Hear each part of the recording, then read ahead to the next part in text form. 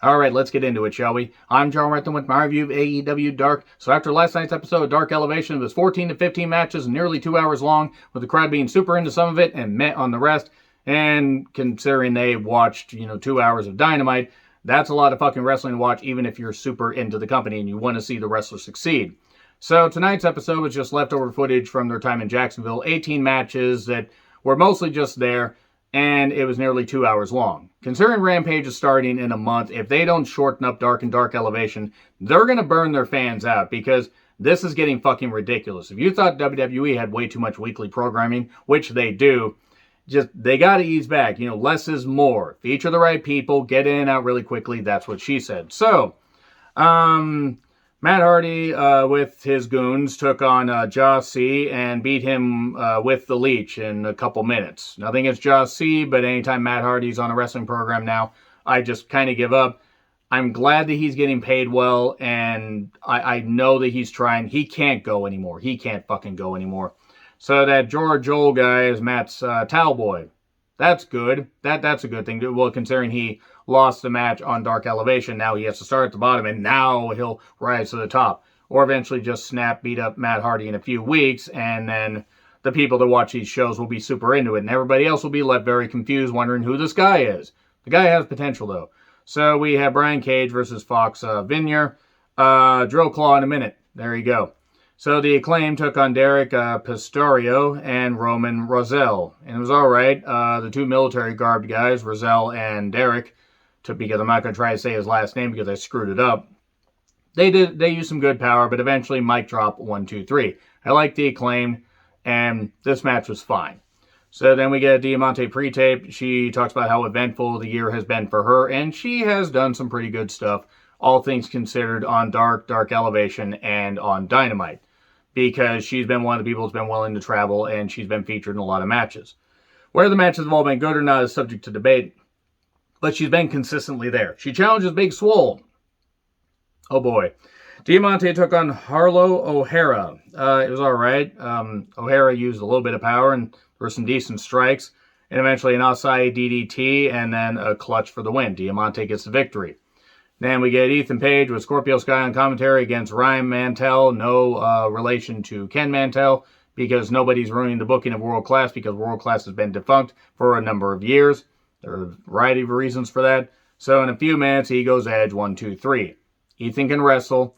I just don't find him interesting. So we get Big Swole versus Sahara 7 from Cairo, Egypt. Okay. This wasn't good. I'm sorry. Just Cloverleaf for the win. It was just there. It was just a match. It was just there. It was what it was. Swole has energy, I'll say that. So Dante Martin took on RSP. This might have been the match of the night, because RSP had some decent strength, used some good power. Actually, at one point, tossed Dante in a backdrop and hit a kick. That was pretty different. Dante did eventually do some flippy shit. Got, a nice Rana, and then hit the flip stunner 1, 2, 3. So there you go. Certainly, that's one match you really should go out of your way to see. Even though it's not great, it was what it was. Uno and Grayson took on Paradon and Shawn Maluta. Good to see Shawn Maluta back. And the other guy got pinned by a spike pile driver.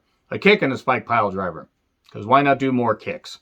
So we get Ryan Nemeth, a.k.a. the Doll Twin, and the rest of the Wingmen taking on taking on that guy that had the Super Saiyan air, Marcus Cross. So, yeah, it was a battle of the network hair, and eventually Nemeth won with the Rude Awakening variation. There you go. Penelope Ford, we're already on the 10th match, because that's how little these matches mean. Penelope Ford took on Robin Renegade. Penelope's improved. Robin wasn't too bad, hit a nice backstabber and some good strikes, but eventually Gutbuster 1, 2, 3. Penelope will face Yuka Sakazaki tomorrow, the magical girl, the genie girl, against the super bad girl tomorrow on Dynamite. So then we get Matt Hardy talking about facing Christian on Dynamite, because that's a feud we need to see in 2021. Kazarian took on Austin Creed with whoever the Diamond Sheik is, and Austin Creed has some size and used it, and then eventually got choked out by the crossface chicken wing. That's really about all I got to say there. So Lee Johnson and Brock Anderson, yes, Arn Anderson's son, so Brock Anderson, got in a few shots here. They took on Mark Davidson and Aaron Fry.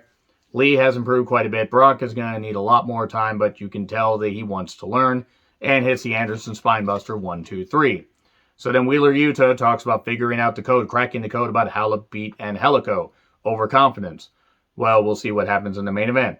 So, yeah, we get Julia Hart. I'm just making sure I covered everything.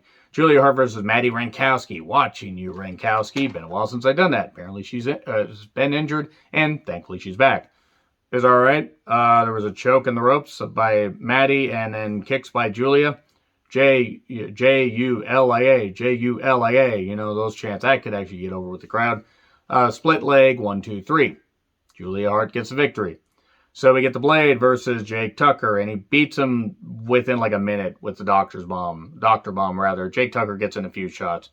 And then a TH2 pre-tape. And then we get Private Party with Matt versus Dion Rossum and Josiah. I do remember when Private Party were interesting. Now they can still wrestle. I don't find them really... Them being heels isn't the problem. This Matt Hardy stable is just not good. There was a double kick, and they got the victory after a couple minutes. So Hobbs took on Travis Titan and glommed him and beat him with a spine buster in maybe a minute. I don't even know if it was a minute. So then the Gun Club, Colton and Billy took on Drake and Benoni. And this went a bit long. This went a bit longer than I think they needed to. Drake has something, and there was an odd famous or breakup where I think maybe they should just let Billy get the victory there. But Colton did eventually hit the Colt 45 on Benoni 1, 2, 3. Bit of an awkward finish there. And then Angelico took on Wheeler Yuta. And, okay, this might have been the match of the night because it was well worked. This and the Dante Martin RSP match. It was, again, well worked. Wheeler really does have something. I've seen him on a couple other programs. And the guy could be somebody that AEW could sign. I think he wrestles on New Japan Strong, if I recall correctly. And Angelico with some nice leg submissions and tie-ups. There was a nice, German suplex for 2 by Yuta. He does hit a dive outside, but is holding the knee and eventually gets locked in the Navarro death roll, and that's it right there. So yeah, that's 18 matches covered in literally under 8 minutes. That's how little those matches mean. Again, they need to shorten up Dark Elevation and Dark. I'm all for giving people a payday, but seriously, some people probably, might prefer Snickers. Eat a Snickers. No, I'm kidding. Enough about candy. They need to just shorten this stuff up because it's time to ease back a bit as indie promotions come back. Work with these indie promotions. Send some people out. Just do something, but don't have these shows go for 2 hours or people are only going to watch some of them. Anyway, agree, disagree with what I said. Like, share, subscribe. Twitter handle in the description. I'm John Redlin. I'll see you soon.